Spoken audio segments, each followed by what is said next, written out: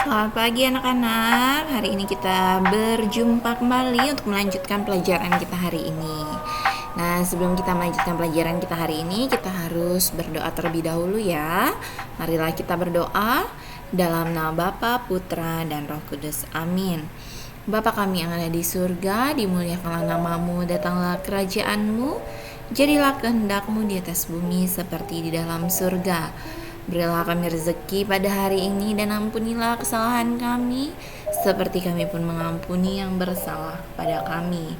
Dan janganlah masukkan kami ke dalam pencobaan, tetapi bebaskanlah kami dari yang jahat. Amin. Dalam nama Bapa, Putra, dan Roh Kudus. Amin. Anak-anak bisa buka buku.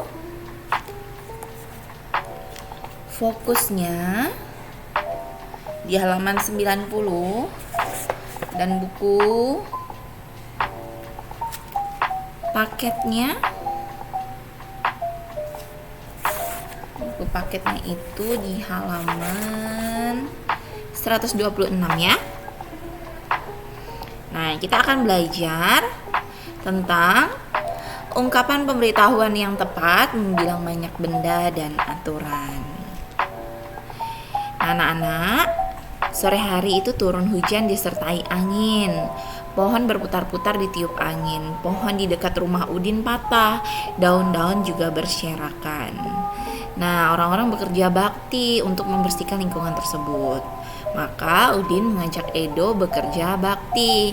Nah, ini adalah percakapan antara Udin dan Edo yang akan kita baca bersama-sama. Apa yang sedang kamu lakukan, Edo? Lalu Edo menjawab, aku baru saja menangkap ayam. Hujan sangat deras, ayamku lepas dari kandang. Bulu ayam berserakan di mana-mana. Nah, sekarang semua sudah bersih. Lalu Udin menanggapi, betul Edo, rumah kita harus bersih. Edo, pohon di dekat rumahku patah. Orang-orang sedang bekerja bakti. Aku ingin mengajakmu bekerja bakti. Lalu Edo menanggapi, wah kebetulan tugasku sudah selesai, rumahku sudah bersih. Aku pamit ibuku dulu ya, katanya bilang. Nah, anak-anak, di sini ada ungkapan pemberitahuan yang tepat. Pemberitahuan itu berisi informasi tentang suatu hal. Nah, di percakapan antara Udin dan Edo ini ada ungkapan pemberitahuan yang tepat, anak-anak. Nah, ungkapan pemberitahuan yang tepat pada percakapan antara Edo dan Udin itu yang mana, ya kan? Nah, termasuk kalimat yang mana? Yang pertama itu adalah, kita lihat ya.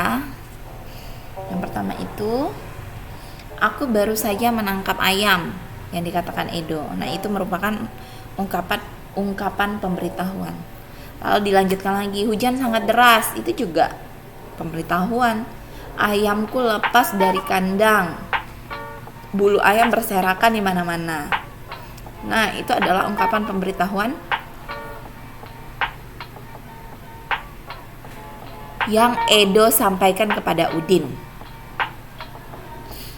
Lalu ada lagi. Nah, Udin juga menyampaikan ungkapan pemberitahuan. Kalimatnya yang mana? Edo, pohon di dekat rumahku patah. Orang-orang sedang bekerja bakti. Nah, itu adalah ungkapan pemberitahuan yang dikatakan oleh Udin. Ya, anak-anak ya. Nah, jadi dalam percakapan ini ada kalimat pemberitahuan. Nah, itu sudah tercukupi 1-5 di sini.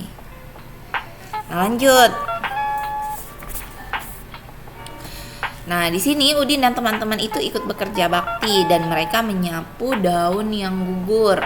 Ada juga bunga dan kerikil. Nah, mereka mengumpulkannya lalu menghitungnya, anak-anak. Nah, di sini berapa banyak bunga, kerikil, dan daun di dalam kotak? Coba kita pertama menghitung jumlah bunga dulu. 1, 2, 3, 4, 5, 6, 7, 8, 9, 10. 11, 12, 13, 14, 15, 16, 17, 18, 19, 20, 21, 22, 23, 24, 25, 26, 27, 28, 29, 30, 31, 32, 33, 34, 35, 36, 37, 38, 39, 40. 41, 42, 43, 44, 45, 46, 47, 48, 49, 50, 51, 52, 53, 54. Nah, jumlah bunga yang berguguran ini ada 54 ya anak-anak ya. Nah, kenapa kita harus menghitung? Karena kita menghitung jumlah benda atau membilang benda. Nah, di sini ada daun, kita hitung bersama-sama. 1, 2, 3, 4, 5, 6, 7, 8, 9, 10. Nah, ini semuanya 10, kita hitung berarti di sini 10, 20, 30, 40, 50, 60, 70, 80, 90, 90 ditambah 1, 91 anak-anak. Itu jumlah daun yang berguguran. Nah, di sini ada kerikil, kita hitung dulu satu lingkaran ini isinya berapa? 1, 2, 3, 4, 5, 6, 7, 8, 9, 10. Nah, satu lingkaran ini isi 10. Kita tambahkan 10, 20, 30, 40, 50, 60, 70, 80, 90 ditambah dengan 4 berarti 94. Nah, jumlah kerikil yang berserakan ini ada 94 anak-anak. Nanti kamu bisa coba di rumah, kamu mengumpulkan atau melihat benda-benda yang tidak dipakai atau melihat daun yang berguguran, kamu bisa robek kecil-kecil lalu kamu bisa menghitung dan kamu bisa mengetahui berapa jumlah daun yang berguguran tersebut ya. Nah, itu bisa kamu lakukan di rumah untuk melatih membilang banyak benda ya anak-anak ya. Nah, anak-anak, membilang itu adalah menentukan banyak benda. Hasil dari membilang disebut dengan bilangan. Nah, kamu bisa dan kamu dapat membilang benda di sekitarmu. Yang tadi Ibu katakan, kamu bisa menghitung jumlah daun yang berguguran di halaman rumahmu atau bunga yang berguguran di halaman rumahmu. Sambil kamu menghitung, artinya kamu itu membilang anak-anak. Kamu menentukan banyak benda yang kamu hitung menjadi sebuah bilangan ya. Seperti itu. Nah, di sini kelompok-kelompok ini sudah menghitung jumlah daun yang mereka temukan. Ada yang 64, ada yang 72, ada yang 85, ada yang 92 dan ada yang 98 anak-anak. Nah, sampai akhirnya mereka semua sedang berkumpul untuk berdiskusi tentang bekerja bakti ya. Nah, di dalam bekerja bakti ini juga ada aturan untuk menjaga lingkungan. Nah, kita juga ada aturan bersikap dengan tetangga ya anak-anak ya. Nah, apa sih aturan itu? Nah, aturan merupakan segala sesuatu yang sudah diatur. Kenapa aturan ini dibuat? Nah, aturan dibuat untuk ketertiban anak-anak. Aturan membuat semua aktivitas kita berjalan lancar dan secara teratur. Nah, anak-anak, siapapun itu tidak boleh melanggarnya. Karena kalau kita melanggar aturan, kita akan mendapatkan sanksi. Apa itu sanksi? Sanksi adalah hukuman. Nah, begitu juga dengan anak-anak di rumah. Kalau guru karena di sekolah juga ada aturan ya anak-anak ya. Nah, kenapa kita harus belajar daring seperti sekarang? Nah, ini kita mengikuti aturan pemerintah. Jadi anak-anak belum boleh datang ke sekolah. Siapa sih yang tidak merasa bosan? Siapa sih yang tidak merasa sedih? Ya kan, karena tidak bisa ke sekolah bertemu dengan teman-teman dan juga guru serta belajar bersama di sekolah. Siapa sih yang menginginkan ini semua? Ya kan? Nah, tetapi kita sedang berada pada keadaan yang tidak bisa kita biarkan atau tidak bisa kita acuhkan seperti itu. Kenapa? Karena ini juga menyangkut kesehatan orang banyak dan ini juga membuat kita semakin peduli terhadap orang lain ya anak-anak ya. Nah, ini adalah sesuatu yang harus kita jalani dan nikmati. Bu guru juga tidak merasa enak kalau harus memberikan pelajaran daring seperti ini kepada anak-anak, karena ibu lebih senangnya kita bertemu langsung, bertatap muka, bertatap wajah, ngobrol secara langsung anak-anak. Tetapi apa boleh buat, karena kita ini ada aturan. Nah, aturan, ingat bahwa aturan itu dibuat untuk ketertiban. Kenapa kita belum boleh masuk sekolah sekarang? Karena sekarang kita melalui keadaan yang menyedihkan, karena kita sedang berada pada keadaan harus melawan pandemi COVID ini, ya kan? Maka dari itu pemerintah juga memberikan aturan kepada kita bahwa belum boleh melaksanakan kegiatan tatap muka di sekolah. Nah, itu aturan yang harus kita patuhi. Nah, apa yang terjadi kalau kita langgar? Maka kita akan mendapatkan sanksi atau hukuman.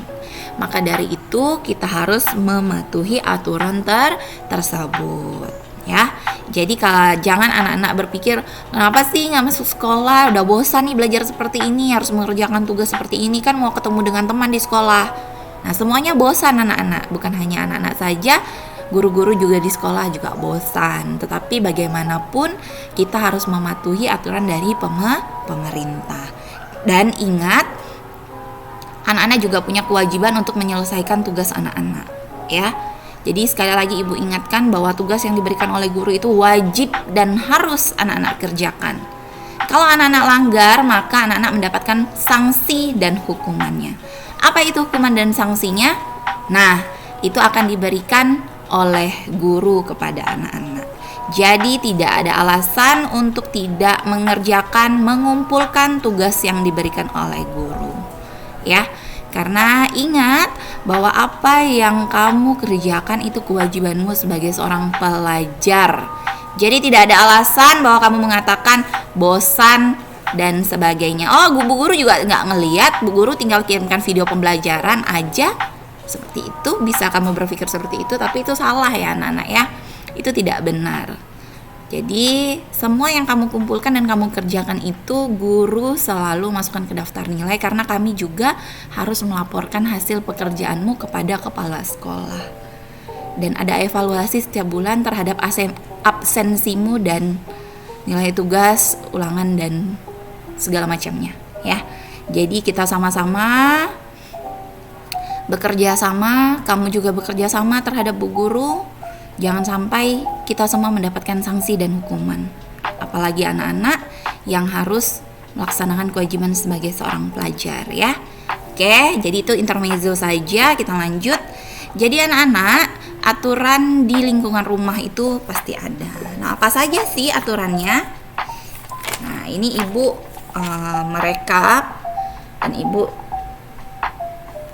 mencoba berpikir untuk yang mudah ya, supaya mudah untuk kamu ingat. Yang pertama itu aturannya adalah kita harus membuang sampah pada tempatnya dan tidak boleh sembarangan. Lalu yang kedua, tidak boleh merusak tanaman, ya kan? Nah, memotong, mencabut itu tidak boleh. Karena ingat bahwa kita ini adalah makhluk Tuhan yang harus melestarikan dan menjaga apa yang Tuhan berikan kepada kita ya. Lalu yang ketiga, tidak boleh mencoret dinding. Nah, dinding yang bersih itu nggak boleh kamu coret-coret menggunakan pilok atau cat dan sebagainya, itu tidak boleh anak-anak ya. Lalu yang keempat, setiap minggu pagi ada kerja bakti yang harus kamu ikuti di lingkungan rumah, seperti itu. Lalu yang kelima, gerbang atau gapura ditutup pukul 11 malam. Nah, itu merupakan contoh aturan di lingkungan rumah.